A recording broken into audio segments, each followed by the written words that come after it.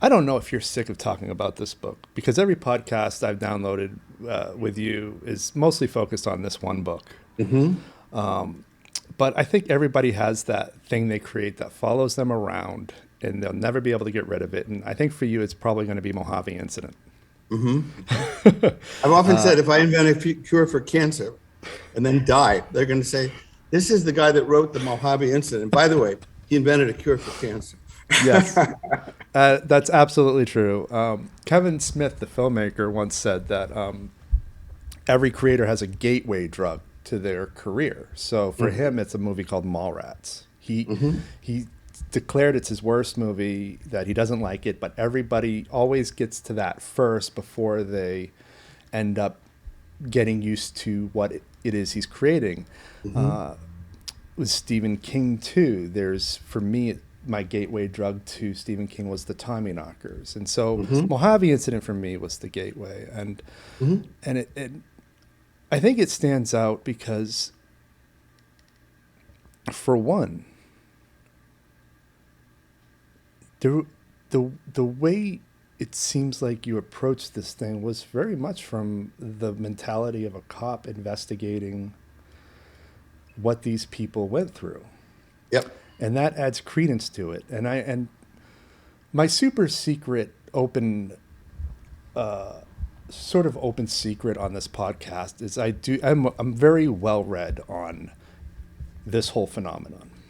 I don't really focus on it much because there's an enormous amount of stigma and an enormous amount of just, we don't really know enough to really, and I don't want to be a paranormal podcast entirely, but Yeah, I get it. I get it. No, they asked me to do follow-ups to the book, and I didn't for the same reason. I talked about obsession.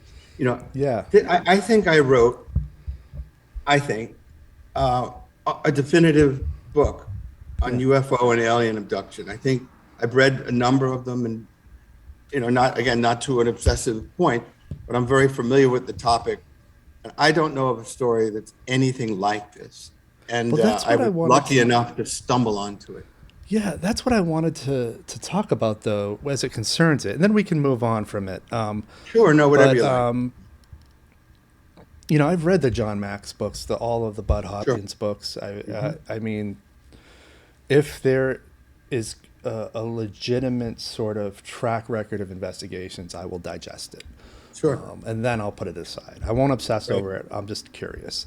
Yes. What struck me about this was, one, all the protocols you went through to make sure they weren't hallucinating.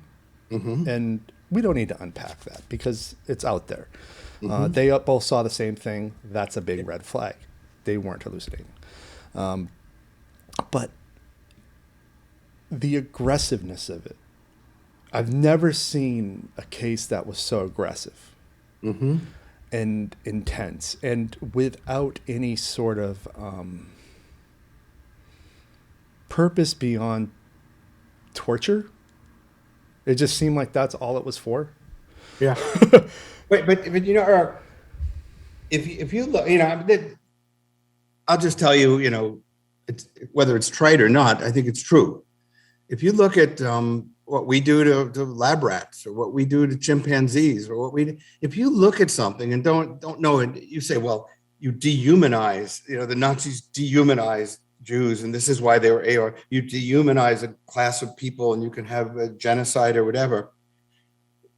This doesn't even enter into the equation, because they would view us, I'm sure, like some laboratory specimen.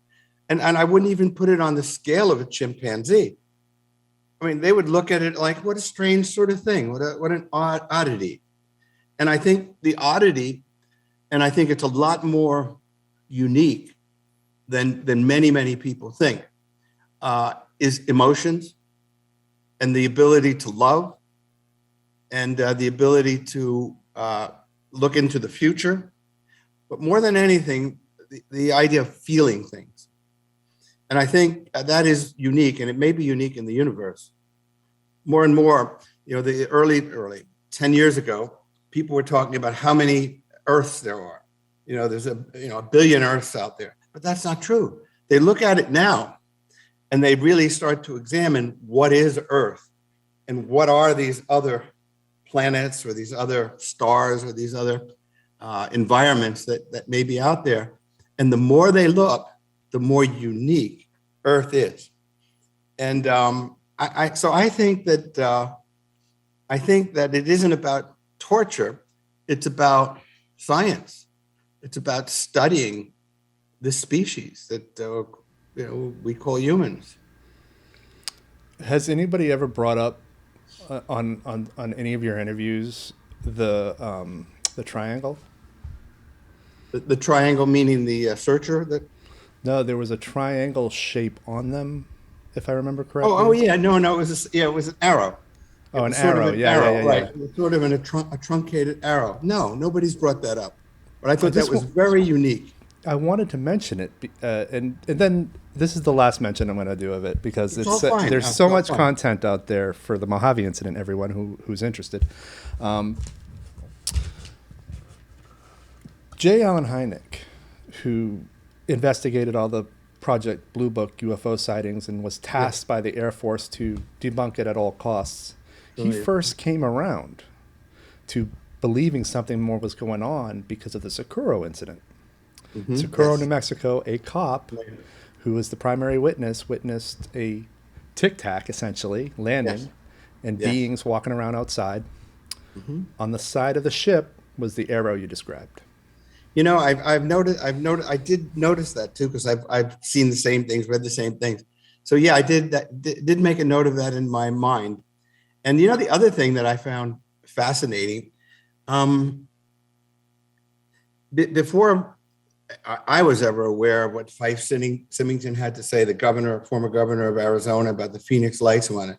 It was really off my radar. I was writing thrillers. I was doing other kinds of things. But when the Hesses described the UFO that literally capped the whole valley, they talked about it as the size of a bigger than a football field.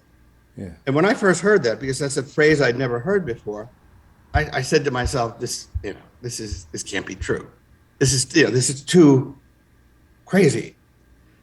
But Fife Symington and the people that watched the UFOs and saw them literally slowly passing overhead at a pretty low altitude, Fife Symington described it as the size of a football field. So very similar to the arrow, there are these subtle things. And this is what detectives look for. They look for the subtle things. Like you can say, well, it was blue, and you can say it was green, whatever you want to say. And that's a generality. But when you say, yeah, it was green, and by the way, there were little speckles that came down from this rod, that was lowered down into the ground.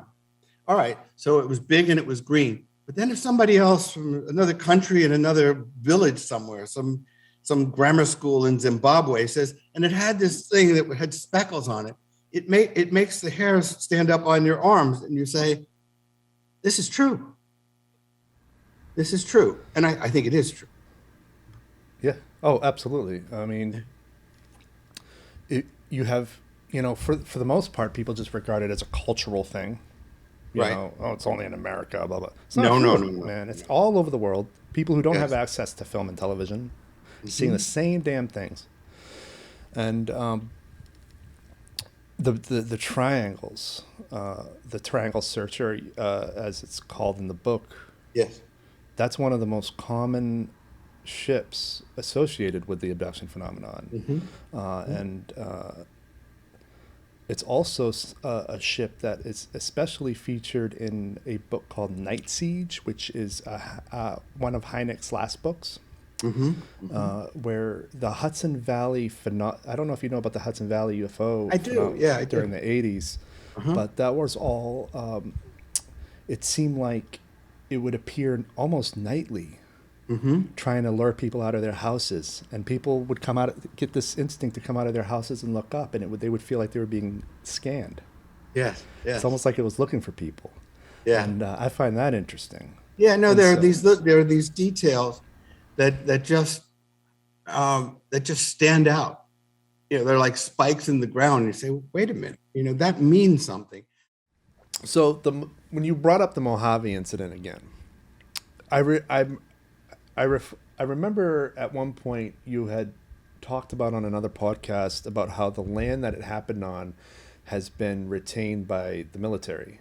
Mm-hmm. And I was wondering if you knew when about that happened. Was it immediately after that, or was it after the story got published? Yeah, Or does it have nothing to do with it? I know. I think it does have a lot to do with it. I think that the Hesses went back literally days after to just try to understand what happened to them, and they found it was just very benign. I mean, it was like, which was really the mind-blowing thing. What happens when something so momentous happens in your life, and then it's gone.